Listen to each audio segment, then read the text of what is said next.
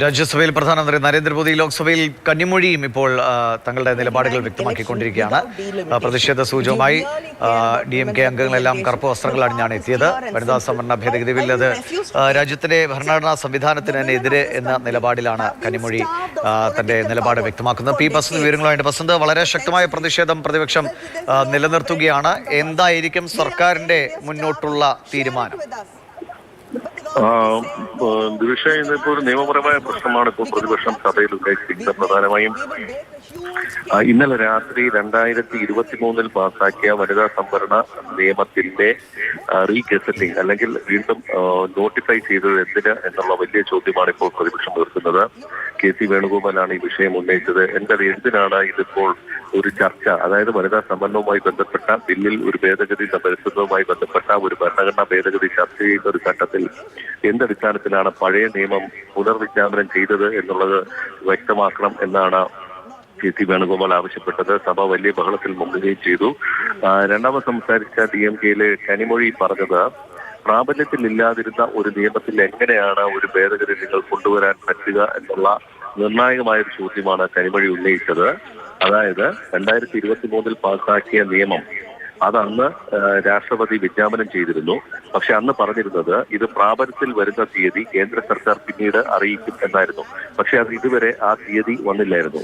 ഇന്നലെയാണ് ഇത് പ്രാബല്യത്തിൽ, അതായത് ഇന്നലെ മുതൽ ഏപ്രിൽ 16 മുതൽ പ്രാബല്യത്തിൽ വരുന്നു എന്ന തരത്തിൽ ഒരു നോട്ടിഫിക്കേഷൻ ഇന്നലെ പുറത്തിറങ്ങിയത്. അപ്പോൾ ഈ ബില്ല് നൽകുന്ന ഒരു ഘട്ടത്തിൽ ഈ പ്രാബല്യത്തിൽ ഇല്ലാതിരുന്ന ഒരു ബില്ലായിരുന്നു. അതായത് ഭേദഗതി ബില്ല് ചർച്ചയ്ക്ക് വിതരണം ചെയ്യുന്ന ഒരു ഘട്ടത്തിൽ അതിന്റെ മാതൃ ബില്ല് നിലവിലില്ലാതിരുന്നു എന്നൊരു സാഹചര്യമാണ് കനിമൊഴി ചൂണ്ടിക്കാട്ടുന്നത്. അപ്പോൾ വലിയൊരു നിയമപ്രശ്നമാണ് ഇവർ ഉന്നയിക്കുന്നത്. അതായത് കഴിഞ്ഞ ദിവസം ചർച്ചയ്ക്കെടുക്കുന്ന ഒരു സമയത്ത് നിയമം അല്ലെങ്കിൽ അന്നത്തെ വനിതാ ബില്ല് നിയമം പ്രാബല്യത്തിൽ ഇല്ലാതിരുന്നു എന്നത് ആരോപണമാണ് ഇപ്പോൾ പ്രതിപക്ഷം ഉന്നയിക്കുന്നത്. ഏതായാലും ഈ വിഷയത്തിൽ താൻ റൂളിംഗ് നൽകും എന്ന് സ്പീക്കർ ഇപ്പോൾ വ്യക്തമാക്കിയിട്ടുണ്ട്. ബസന്ത്, എന്തായാലും ഈ 3-2 ഭൂരിപക്ഷം എന്ന ഒരു സാഹചര്യത്തിലേക്ക് പോകില്ല എന്ന് വ്യക്തമാകുമ്പോൾ ഇത്രയും നിർണായകമായ ഒരു സാഹചര്യത്തിലേക്ക് എത്തിയിട്ട് എങ്ങനെയായിരിക്കും ഇനി അടുത്ത ഘട്ടത്തിലേക്ക് സർക്കാർ മുന്നോട്ട് പോവുക?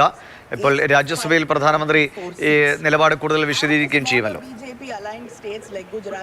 ഈ ബില്ല് പരാജയപ്പെടുമെന്ന് ഏറെക്കുറെ ഉറപ്പായിട്ടുണ്ട്. ഇന്ന് രാവിലെ പ്രതിപക്ഷ യോഗം ചേർന്ന് തീരുമാനിച്ചത് ബില്ലിന്റെ എല്ലാ 3 ബില്ലുകളെ എതിർക്കാൻ തന്നെയാണ്. അതായത് സർക്കാർ മുന്നോട്ട് വെച്ച 50% സീറ്റ് വർധന എന്നുള്ള ഇതും അതിനോടും യോജിക്കാൻ കഴിയില്ല എന്നുള്ളതാണ്. അത് ഉറപ്പുമാക്കാനുള്ള ഉറപ്പല്ല വേണ്ടത്. ഇക്കാര്യത്തിൽ വ്യക്തമായ നിയമ സൂചനകൾ നിർമ്മാണങ്ങൾ വേണം, അല്ലെങ്കിൽ നിയമവ്യവസ്ഥകൾ വേണം എന്നുള്ളതാണ് പ്രതിപക്ഷത്തിന്റെ ആവശ്യം.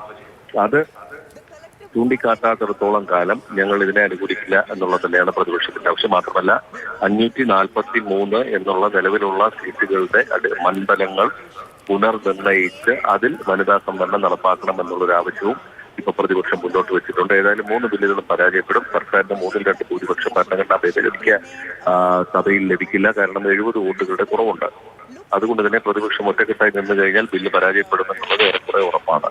അപ്പോൾ അതിനിടയിൽ ഇപ്പോൾ ഡീലിമിറ്റേഷൻ ബില്ല് മാത്രം പാസ്സാക്കാൻ പറ്റുമോ എന്നുള്ളത് സർക്കാർ ആലോചിക്കുന്നു എന്നുള്ളൊരു സൂചനയുണ്ട്. പക്ഷേ ഭരണഘടനാ ഭേദഗതി ബില്ലുമായി ചേർന്നാണ് മറ്റു 2 ബില്ലുകൾ, അതായത് ഡീലിമിറ്റേഷൻ ബില്ലും കേന്ദ്രഭരണ പ്രദേശങ്ങളുമായി ബന്ധപ്പെട്ട ബില്ലും വരുന്നത് എന്നുള്ളത് തന്നെ ഭരണഘടനാ ഭേദഗതി ബിൽ പരാജയപ്പെടുന്ന സാഹചര്യത്തിൽ മറ്റ് 2 ബില്ലുകൾക്കും പ്രസക്തി ഇല്ലാതാകുന്ന ഒരു സാഹചര്യം കൂടി അവിടെ നിലനിൽക്കുന്നു.